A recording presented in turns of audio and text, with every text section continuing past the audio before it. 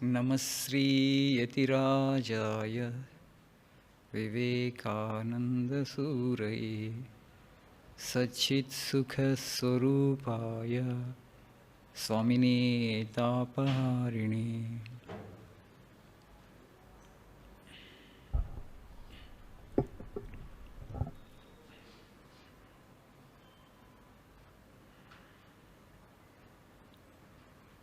Enslaving the King of the Universe 2.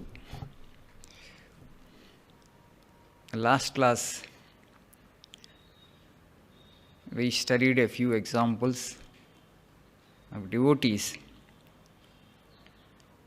who could make the Lord their servant, as it were.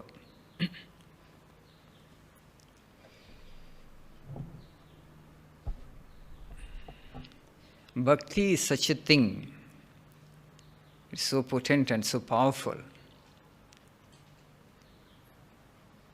Even Lord will come to serve you. The Lord, the King of the universe, doesn't care for anything else. If you completely surrender to Him and cultivate highest devotion for Him, He will come and serve you. He will follow you. He will protect you. Last class we discussed this point that Lord said this in Srimad Bhagavatam, that's Ambarishopakhyanā, that I am partial to my devotees.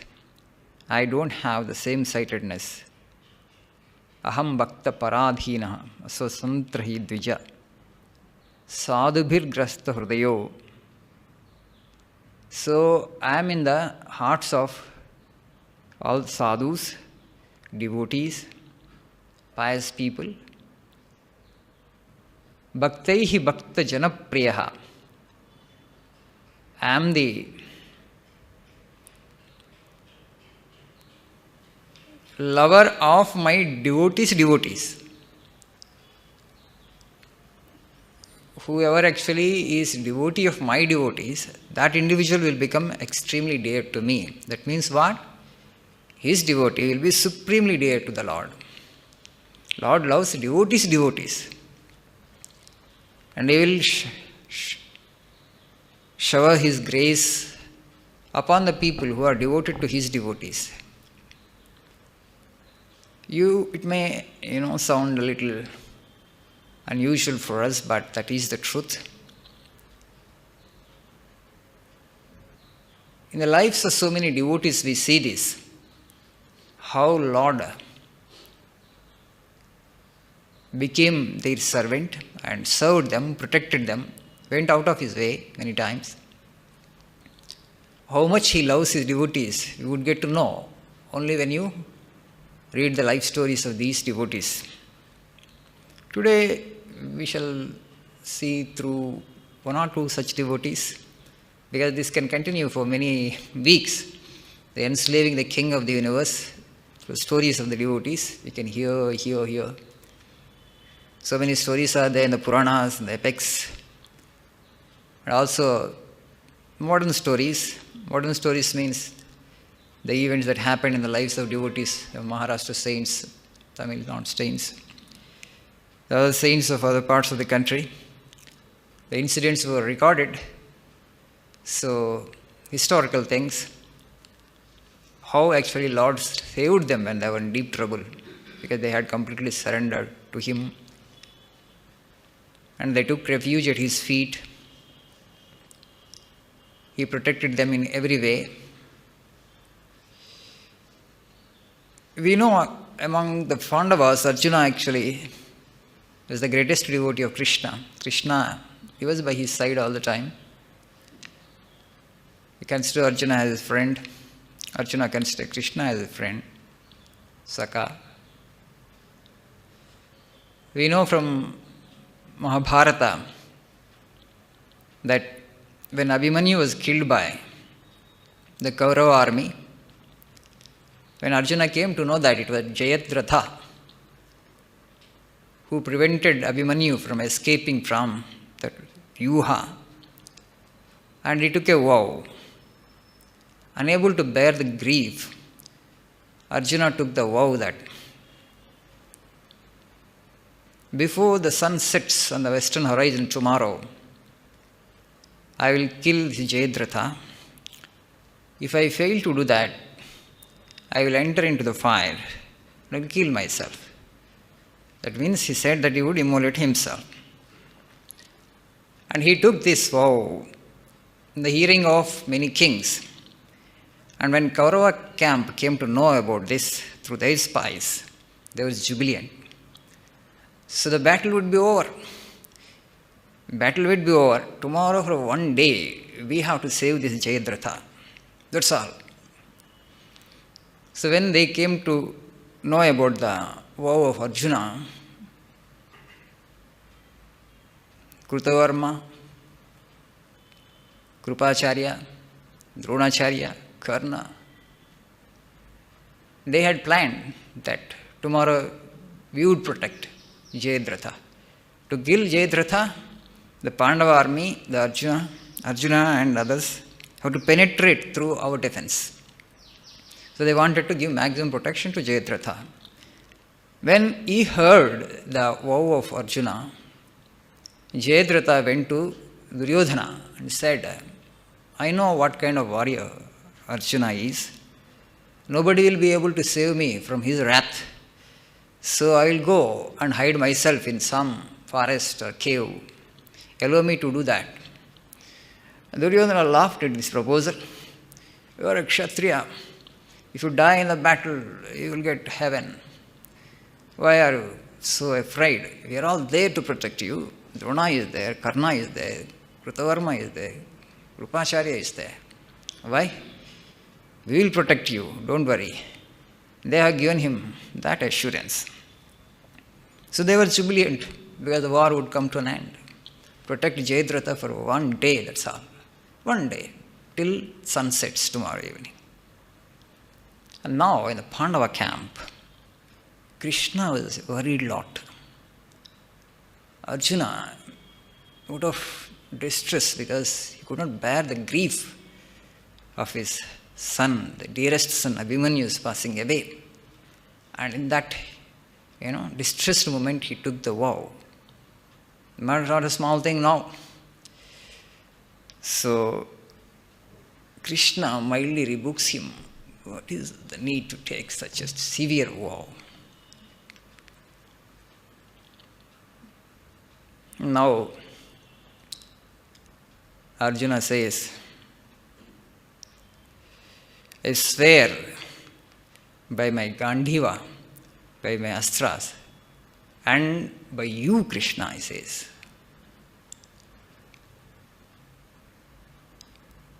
When I have this Gandhiva, and you, the Yalaveshwara, as my charioteer, and when this Vijaya is on that chariot, who on this earth can stop that chariot? Arjuna was telling this. But we have to understand that he is actually reposing his faith on Krishna. That means he totally surrendered himself at the feet of Krishna. And he says, when you are my friend, when you are by my side, what even if I take such a severe or difficult vow, you are there to protect me. That means he is not pinning hopes on his own strength. He has taken the vow, pinning his hope on Krishna. And now actually he says to Krishna, now you have to help me cross this, the ocean of a vow. Why this vow was compared with the ocean? It's very difficult to cross the ocean, right? This is endless. The sea is practically endless. There is a shore. If you see from this side, shore you don't see. And to cross the sea, how difficult. And so, to fulfill that vow which Arjuna had taken was equally difficult. And so he said this to Krishna. So now help me, to cross this ocean of a vow. It's your responsibility. When a person like you is my protector, what is the problem? What is the difficulty? Even if you take such a severe vow. Now, And then Arjuna says, tomorrow actually you have to drive my chariot in the battlefield of Krishna. Now you go and sleep. Arjuna was telling to Krishna, now actually tension is for Krishna, not for Arjuna. He has put the burden on him and he is now assured. And how wonderful. He prays Krishna and now put the responsibility on him and says, now you go and sleep, Krishna. Tomorrow you will have to drive my chariot in the battlefield. So, and now Arjuna asks him, Subhadra was grief-stricken. I could not console her. You please come and console her. Krishna goes to Subhadra. Also, Uttara. Krishna says to her, you are a Kshatriya woman. It doesn't befit you to weep like this. Your son has attained to heaven. Your son Abhimanyu has attained to heaven. You remember his profess and feel proud of yourself. And now it's your responsibility to console your daughter-in-law Uttara. She is equally grief-stricken. You being the elder, you should console her. And then Krishna goes to his tent for night rest.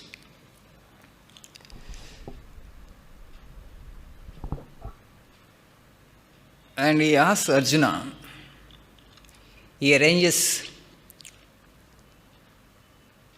a bed with kusha grass. He arranges all the weapons of Arjuna around that kusha grass bed and asks him to sleep on that bed for the night. And he tells Arjuna, every day you worship gods in the dead of night, right? Today that worship you complete now itself. Before going to bed, Krishna asks Arjuna, you complete that worship now itself. And as instructed by Krishna, Arjuna worships the gods. He offers worship to Krishna. Krishna was very pleased. And then Krishna asks the gods over there, you protect this puja mandapa. So he created a kind of puja mandapa, Krishna, because he has arranged the bed of Durva grass for Arjuna to lie down on. And then he goes to his tent for night rest. There,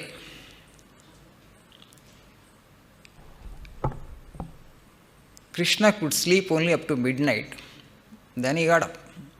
Tomorrow actually, battle going on. In the Pandava camp, nobody could sleep. Not only Krishna got up in the midnight. None could sleep in the Pandava camp. All the soldiers were thinking about this vow of Arjuna. What if he fails to fulfill his vow? What would be our fate? So they all actually were praying to gods. May victory come to Arjuna. May the vow he had taken get fulfilled. They all were praying and discussing this. None of them could sleep. So Krishna goes to his tent. After midnight he calls Daruka, his charioteer. And he tells this to Daruka. Unable to bear the grief, Arjuna took this terrible vow. It is not easy to accomplish this.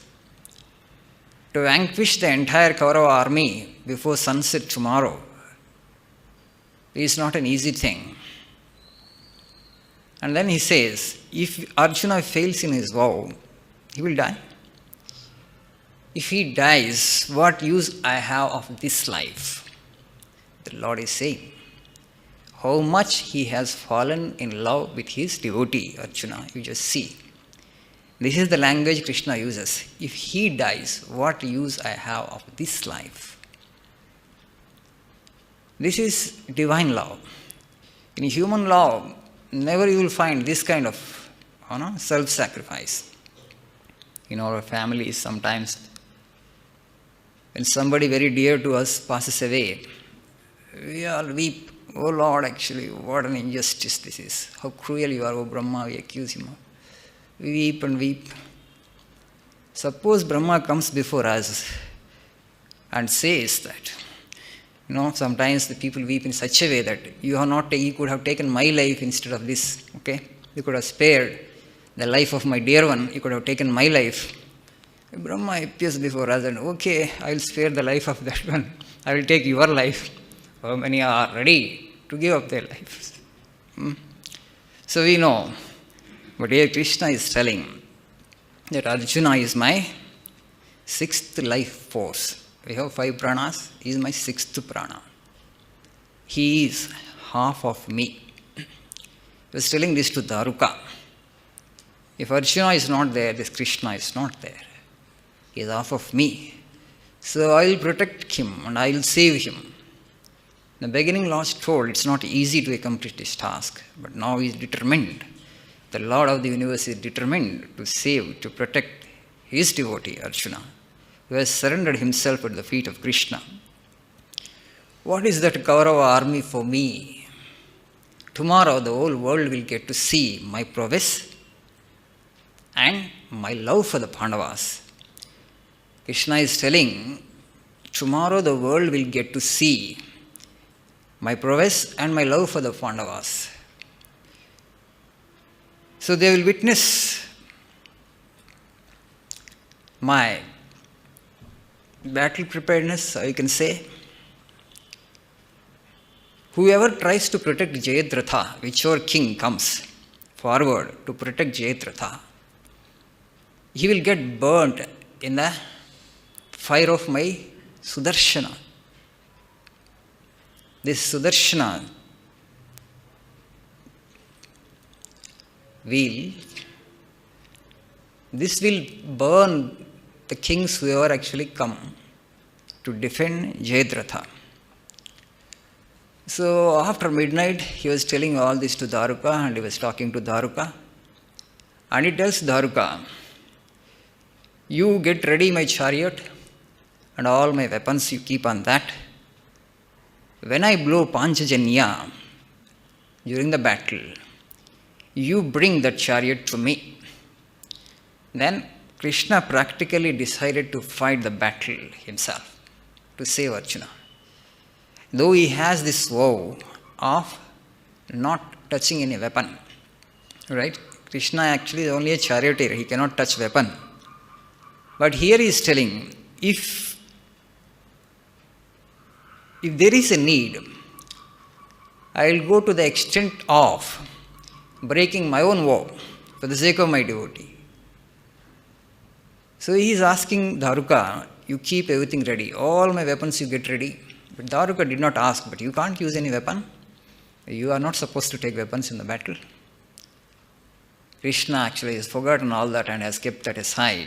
In case if Arjuna cannot defend himself, cannot save himself, there is need arises, I will take my weapons. I will ensure Arjuna's victory. And there Arjuna, he went to his camp and then Durvaga's bed, he slept. He was thinking about next day's battle. He thought about Abhimanyu. He was deeply distressed. And he remembered Abhimanyu and then went into sleep. Then he had a beautiful dream. What happened in the dream? Krishna came to Arjuna's tent. It is all in dream. Now the dream began for Arjuna. He went into sleep. And Arjuna received Krishna with due prostrations. And for Krishna to sit, he had given his own pillow made of durva. He asked Krishna to sit on that. Krishna sat on that asana, that durva pillow made of durva grass. And Arjuna was standing nearby. And then Krishna was telling to Arjuna, all in dream, You remember Lord Shiva, Pinakapani, has given you Pashupatastra, but you have not learned how to use it. You don't know the mantra pertaining to use of that astra. So you will have to know that now. You will have to know that now. For that, you meditate on Pinakapani. You meditate on Shiva. Sit there and meditate on Shiva. Krishna was instructing Arjuna. Arjuna sits on the bare floor, closed his eyes, and went into deep meditation. And what happened in that meditation? All this in dream. Krishna held Arjuna's hand, and both were flying towards Kailasa.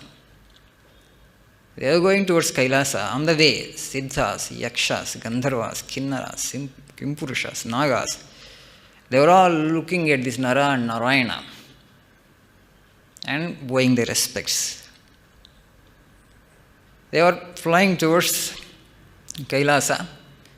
They went to the Himalayas. There they saw Kubera's mansion.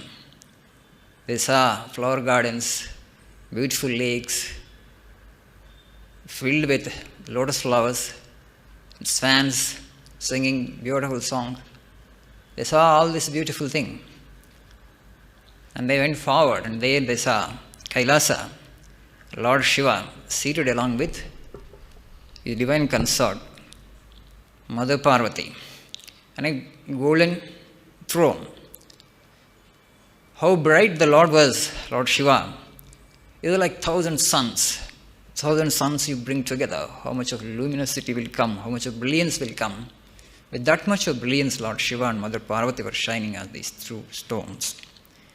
Krishna and Arjuna made prostration before the Lord and his divine consort. Lord Shiva welcomed them. He was surrounded by his Pramata Ganas, demons. They were serving, they were attending on their Lord. You know the followers of Lord Shiva, the Pramata Ganas, all these Pisacha, Bhuta, Pita, Pisachas. He was surrounded by them. Munis and Rishis, they were singing his eulogies, singing his praises. And Apsaras were dancing around, and other Gandharvas were singing and entertaining the Lord Shiva and Kailasha. And then Shiva asked him, what is your purpose of your arrival here? Then Arjuna said that we need the Pashupatastra, that astra, and how to use that astra. Then Lord Shiva showed them a lake nearby. In the midst of that lake, there was a pedestal. On the pedestal, this one bow and arrows were there.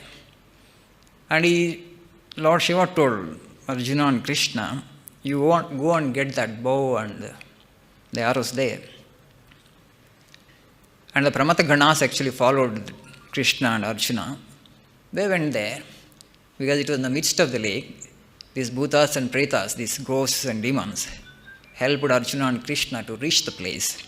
But there they did not see bow and arrows. Two huge snakes hissing terribly. They saw these two. Anybody else would have got frightened? Then Arjuna meditated on Lord Shiva again. And after some time, they appeared as bow and arrows. And other demons helped them to bring them to the presence of Lord Shiva. Then a Bala Brahmachari appeared, and he took the bow, Pinaka, and then he shot the arrow. Arjuna observed him carefully, and afterwards Lord Shiva taught him the mantras to be used for using the Pashupatastra, how to use it. The mantra connected with Pashupatastra, Shiva taught him. And Arjuna, to his surprise, before that night, before going to bed, with what unguents he worshipped Krishna, and whatever the flowers he had thrown at Krishna's feet, those flowers he saw at the feet of Shiva. Then he came to know that his Lord Krishna and Shiva are not two separate entities. Arjuna had this All he saw in dream, this dream it was happening. And then they flew back, they went to their camps, and the dream broke for Arjuna, sweet dream. In dream actually, he came to know of the mantra, how to use Pashuptastra. The next day morning, because they were preparing for the battle, so Krishna went to Yudhishthira, and also Arjuna went there. And Arjuna said about this dream to everybody. Krishna knew what dream Arjuna got, and he knew that now he knows the mantra that he has to utter before shooting that Pashupata-astra. And everybody in the Pandava camp was very happy. You see, the Lord of the universe, he became Arjuna's charioteer. Charioteer is not a great profession, right? Who will do? Another Kshatriya will not do.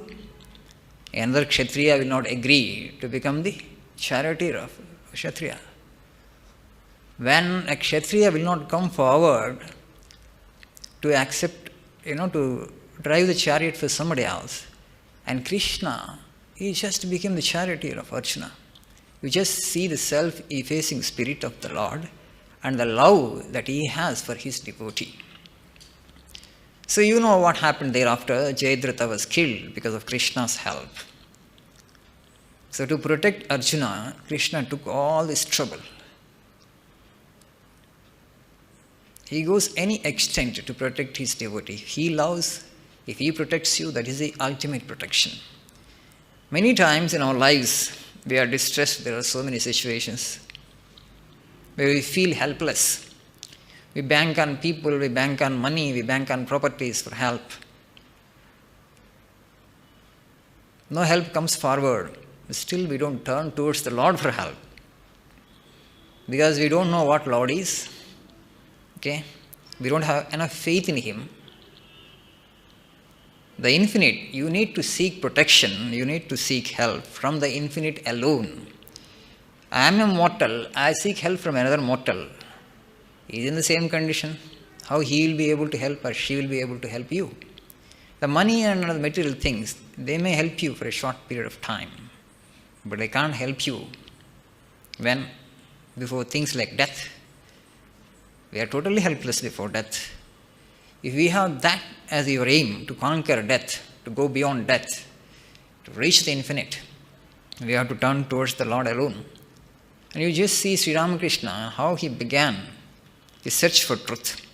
He would tell Divine Mother Kali, I don't know your real nature, O Mother. Reveal thyself to me. Not that with full understanding of God he worshipped her. With full understanding of Divine Mother he worshipped her. You don't have to have the full understanding of God, you can't have. Because human intellect is too limited a thing to know God, to understand God. So there actually faith comes to our rescue. You need to have faith. No, I can't have faith. I will only rely on reason. Let me know what God is first, then only I will worship. You can't know God in its entirety. I tell that He exists. Where is He? You will ask. Okay. Now He has to come into my mind, The Lord actually has to fit into the square hole of my reason. Otherwise He is not there. And that's how actually a person becomes an atheist, right? We have not done this universe. You don't need so much of reason to understand that there is a power, there is an intelligence behind the whole universe, driving it and running it. But you don't have faith. There's so much of faith and science, so much of faith and things that we have created. So what is that we have created? From God's creation you have taken something and then you have modified it. A little this way, that way. That's all our creation is all about. Have we created the water? Have we created the air? Have we created the sun? Have we created the moon? Do we have the capacity to create a star? What are we as physical entities? We are so insignificant as physical force, as body with flesh and blood. But still you see, when it comes to faith in God, we are utterly lacking in. We are nowhere. So even if you use reason, you will come to faith. This much of reason is sufficient. Once you have faith, you will pray to God. You will surrender at His feet. You will surrender to that ultimate force. You will love that force. You don't have to see everything with the physical eyes. No, only that I see with my physical eyes. I believe, otherwise I don't believe. What you see with your physical eyes is only a fractional thing, infinitesimal fraction. There is so much beyond with which you cannot see with physical eyes. You need to have jnana netra, the eye of knowledge, the mystical eye, and that will help you to gain insight, to gain true insight into the truth. This physical eye is not of much use there. Only to understand things which have name and form, which are in time and space, these physical eyes are useful. Beyond that, to know that entity which is beyond in time and space, these physical eyes are not of much use. So through intuition you will perceive the Lord. Through deep introspection you will understand the nature of God. Through meditation, through surrender, God will reveal Himself to you. Sri Ramakrishna used to give the example of the sergeant. You know the sergeant with the torchlight he goes, he focuses his torchlight everywhere to see things there, to see people around. But he is in the dark. If you want to see his face, he has to focus the torchlight on himself. Then only he will be able to see his face, otherwise not. But with the help of the torch that he is carrying in his hand, he will be able to see everything around. But you can't see him around. He will see everything. Similarly, God sees everything, but you can't see God unless God shows Himself. God reveals Himself. God will reveal Himself to people who surrender at His feet, who really want Him, who really love Him. Divine Mother revealed to Sri Ramakrishna. So when God loves you and you are totally safe, when you are under His protection, that is real protection. No other force in this universe can offer you as much protection as God can offer you. So Sri Ramakrishna, how did he protect Vivekananda? We just see the relationship Krishna and Arjuna, that's Puranic story, okay. In recent history it happened, right? How much he loved Vivekananda. Is it human love? Not at all. A human being cannot love another human being without expecting something in return. The most unselfish love on earth is mother's love for her children. She doesn't expect anything in return. Right? This is second to God's law. Maybe sometimes a little trace of expectation will be there. My children will take care of me in my old age. Okay, that we think that's a natural expectation. Parents expect that. There's nothing unusual about it. But in God's love to His devotees, absolutely unselfish love. Love for the sake of love. And Sri Ramakrishna would make Mother Sarada Devi cook food for his disciple, beloved disciple Naren, future Vivekananda. And one day he asked him, how does it taste, this food? Do you relish it? Do you like it? Vivekananda said, it's very bland. I want it a little spicy. It's very bland. And Sri Ramakrishna instructs Holy Mother Sarada Devi, for my Naren, prepare a little more spicy food. Who will do that? Why should he do that? Why should he make his wife cook food for his disciple? What he would get in return? For him, there was nothing to get from Vivekananda, Naren. Love for love's sake. Because he saw that purity in him. You know, Vivekananda would accuse him, would tell him, you are so obsessed with me. What is this obsession? Like the Jadabharata, he would be born as he was born as a deer because of excessive attachment and obsession with the deer. And he would also be born as some other species. Next birth, if you develop this kind of obsession. Don't get so obsessed with me. Because Sri Ramakrishna, when Naren goes there, he will not look around who is there or what the other persons will think. His behavior is totally unconventional behavior he would exhibit.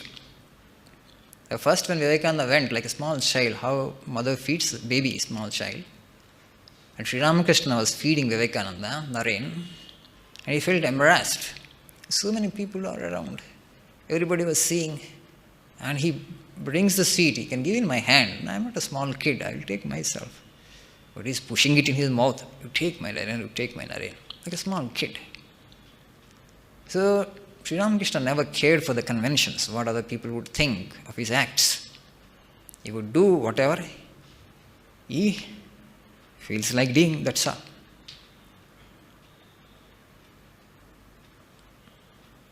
When he heard that his family members were making arrangements for his marriage, Sri Ramakrishna knew that he would not get married. He has a purpose, he has a mission. He will have to accomplish that mission, that's all. Maya can never bind him. He used to tell to other disciples, but when he heard that his family members were making serious attempts to marry him off, one day he went on a horse carriage to his house to ensure what happened. As the marriage has been settled really, when he came to know that it has not been settled, he was very relaxed and he came back. Right? Because he brought his disciple for some other purpose. Nothing else should happen. But still he wanted to ensure, though he knew that for sure that he would not get married, but to ensure that he would sometimes become worried like this, like a small child. You know, during his itinerary, when Vivekananda was in Tamil Nadu, he had a bad dream. In that dream, he saw his mother passed away. He had a bad dream and he was a bit worried. The Madras disciples were telling him that you must go to the West, that Chicago Parliament of Religions is being organized there, and you must go and represent Sanatana Dharma, Hinduism there. On one side, this, and another side, Vivekananda has this feeling that he left his mother and sisters like that. There are no money and nobody else to take care of them. All these problems, family problems, now and then. The memory of that, how they are faring, he doesn't know. Suddenly he had this bad dream. He was worried a bit. So he expressed this to one Manmathanath. So Manmathanath suggested him, and also Alasinga Perumal, they suggested that here one soothsayer is there near Kumbakonam. Let us go and find out from him whether this dream is true or not, because the cell phones were not there in those days to inquire. So Vivekananda, along with this Alasinga Perumal and Manmatha, they go to Kumbakonam and train, and from there actually on foot they go to this Govinda Shetty. How does he look like? Very dark in complexion, very lean and dark in complexion, with sunken eyes. He was sitting by a crematorium, and there the three of them went. He did not pay any attention to these people. He totally ignored them. They sat there with him for some time, and afterward they got up and they were about to come away. And then that Govinda Shetty asked them, sit. Then this Alasinga Perumal asked the dream Vivekananda had. And then that Govinda Shetty, with a pencil he drew something on paper. And then he said, no, your dream is false. Nothing of that sort has happened. Be assured. And then he said a significant thing. Your Guru is protecting you. Vivekananda had doubts now and then whether Sri Ramakrishna was with him or not. But this Govinda Shetty says that during your itinerary to the entire length and breadth of this nation, he has been following you closely and carefully. He is protecting you. He is with you. That Govinda Shetty could tell you, Vivekananda. In fact, it was true. Sri Ramakrishna was there with him and protecting him all the time. In America, when they put poison in his coffee and wanted to kill him, then they plotted against him. Sri Ramakrishna appeared in that coffee. From that, Vivekananda understood that something wrong with this coffee, and he set that aside. And when he wanted to go to Pavari Baba, and Sri Ramakrishna appeared to him for 21 times, Hatha Yoga, you don't need my child. How long you live, what does it matter? Yours is a short life, it doesn't matter. But maturitic life, with lightning speed, he conducted himself. He performed his mission. Sri Ramakrishna says, no Hatha Yoga for you, not necessary. Vivekananda wanted to learn probably a few Hatha Yoga techniques because he had asthma and he wanted to improve his physical health so that he would be able to serve the Lord better. But Sri Ramakrishna did not allow him to learn any Hatha Yoga practices. That means what? The Guru was with him all the time. When Lord loves you, He will be with you all the time. Whether you are aware of Him, His presence or not. He protects you. He is with you. And Sri Ramakrishna protected. There are so many stories of devotees, how they saw him in dream, how when they were in deep distress, they had dream and the Lord appeared in the dream and helped them. Only thing is, you should surrender and you should have faith. The Mahabharata story we have, Draupadi, another great devotee of Krishna. Once the Pandavas were in the forest during their exile. Durvasa Mahamuni, the sage Durvasa along with the disciples, went there. Now the sage has come. You have to entertain him. It's the minimum. You have to ask the sage and his disciples to take food in forest. The Pandavas are not in the palace. In the palace, they have people, a retinue of servants, cooks. Anything can be arranged, moment's notice. But in the forest, they themselves were struggling for food. This sage Durvasa goes and asks, say, I am hungry and please provide some food for me and my devotees, my disciples. When he went there, the Pandavas, the 5 Pandavas and Draupadi, they had just finished their meal. Nothing was over, but they had cooked it and it was over. And Draupadi didn't know what to do. But Durvasa, we know what kind of sage. If he gets irritated, he would give you a curse. You can't take that risk. So Draupadi was worried. And then she prayed to Krishna, and Krishna asked her, is there any food left in the vessel? Draupadi said, it's empty, there's nothing. They have eaten everything. Krishna asked her, go and see. So one grain of rice was remaining in a corner of the vessel. Only that grain. She gives that to Krishna. Krishna took that grain, he ate. Durvasa went to the river to take bath. They didn't come back for food again. He and all his disciples went from there and there itself. Because Krishna had tasmin tuste jagat tuste. When he ate, that's sufficient. All their hunger was satiated, satisfied. They had absolutely no trace of hunger left in them. Not even one more grain would go in their stomachs. They felt their stomach was full up to the brim. Up to the neck they were full. So if we go to Draupadi again, she would entertain us with lavish dishes. We won't be able to take anything. We are not in a position. So simply, they have not appeared, they have not come. The Lord protected Draupadi another time. We all know that. When Dusasana was disrobing her in that Kuru assembly, Draupadi relied on her husbands. They were all helpless. She knew that they were totally helpless at that particular moment. And so she surrendered to Krishna. She took refuge at his feet. Oh, Krishna, don't you see my plight? Who else can save me if not you? That's all. Total surrender. Who else can save me if not you? Please save me from these cruel-hearted and wicked beings. Please save my honor, O Lord. You know what happened? Dusasana was trying to disrobe her. Sari after sari, Krishna sent. There was a huge heap of saris. Everybody saw this miracle with their physical eyes.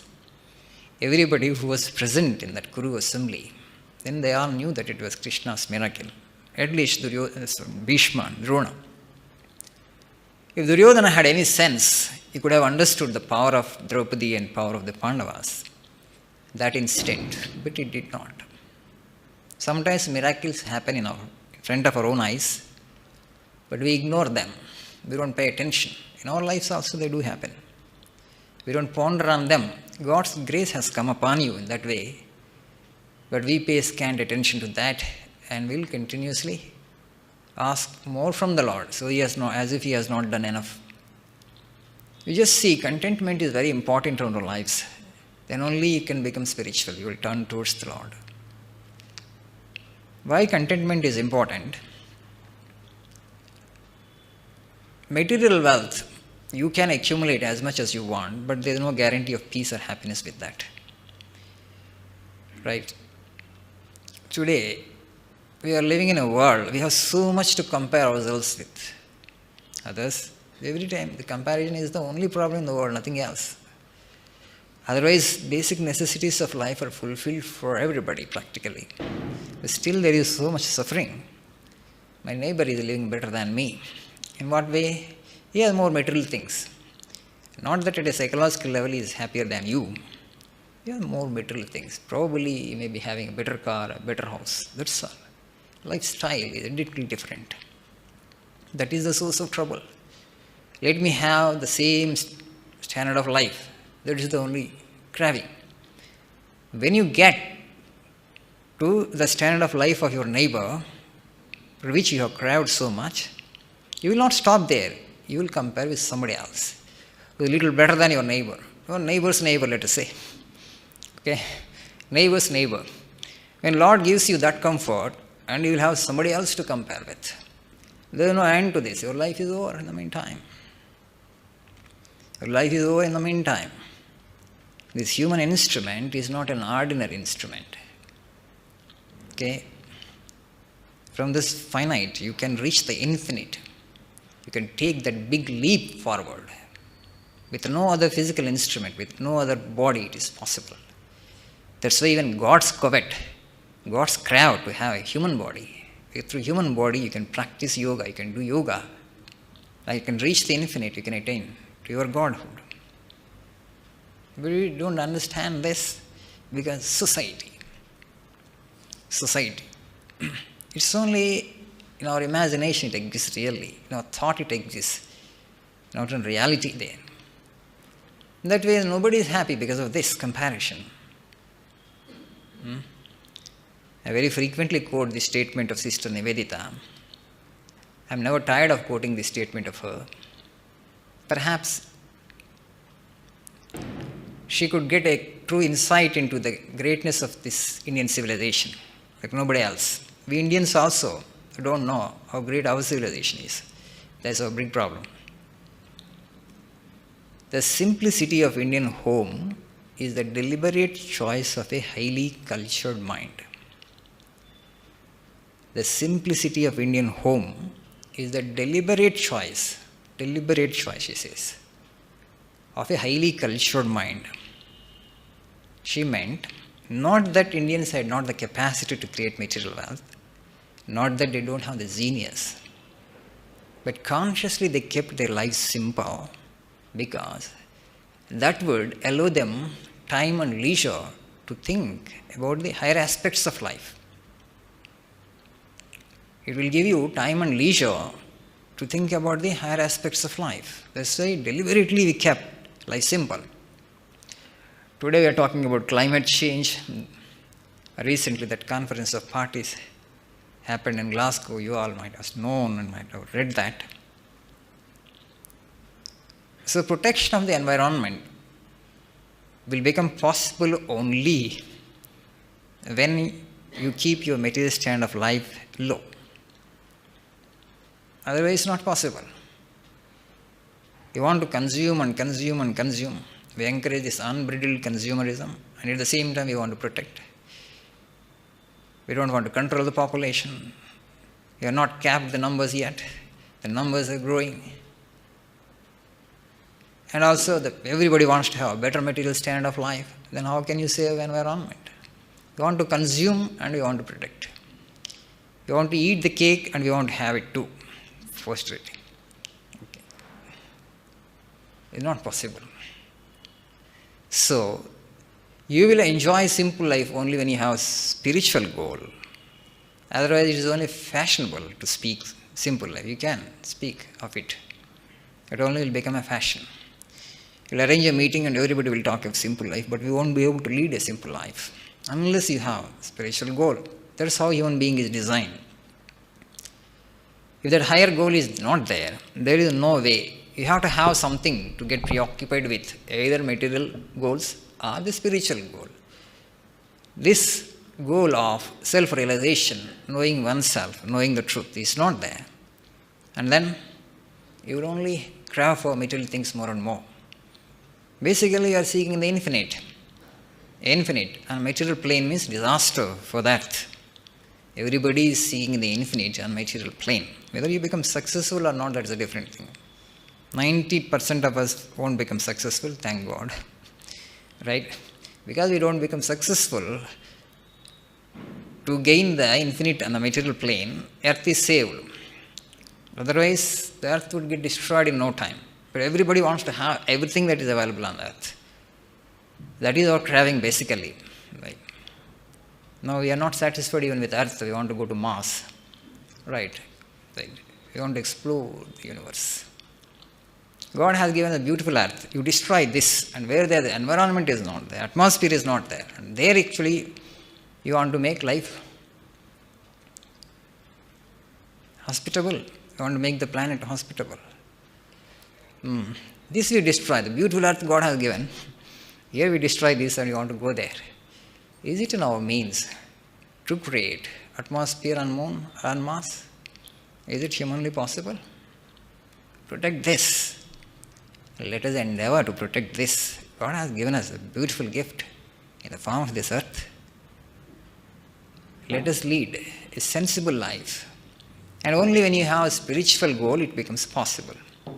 Why majority of the population miss this spiritual goal? They are intensely rajasic and tamasic. Why they are intensely rajasic? Only if the child is prayed for, the individual will have sattva. Only sattvic individuals will have this spiritual goal. They don't care so much for material prosperity because they understand beforehand that however more I might acquire, I will not get the true fulfillment that I am seeking through the material things. They will have that understanding. So they will not crave so much for the material things. They will not invest all their time and energies in that direction. They will work upon this. They will turn inward and they will seek fulfillment from within. And they will grow inward. The more actually your journey turns inward, the more you will help the society around, you will radiate more peace and joy, and will also protect the ecology and environment. We will be able to save some resources for our future generation. So the solution lies in this: make everybody a spiritual personality. That's why we have started this Arya program. Today, morning to evening, we had many sessions, multiple sessions. The Vivekananda quoted Manu. He said, an individual who is born of prayer is an Aryan, otherwise a non-Aryan. India has this name, Aryavarta, the land of Aryans, means highly civilized beings, highly cultured beings, people who are spiritually oriented, people who seek the truth consciously. That's why this civilization is the greatest civilization. And so you have to create such population who have that divine seed, the spiritual seed, by birth. And then they will seek the fulfillment, not on a material plane. They will actually higher intellectual plane and spiritual plane. They will turn towards that. And they will save the earth. They will radiate more peace and happiness. They will not compete so much with fellow human beings because their material wants are minimum. But they will have the sharpest of the intellect, and in terms of fulfillment, if you touch the spirit, you will have the highest fulfillment, and also you will attain immortality, deathlessness. What can be a greater aspiration than this? So aspire for this immortality, deathlessness, or truth, or God. And if you have that ambition, you are a noble human being. By default, you will become a noble human being. Let's try for that. We'll stop here for today. We shall meditate for 2 minutes before we disperse.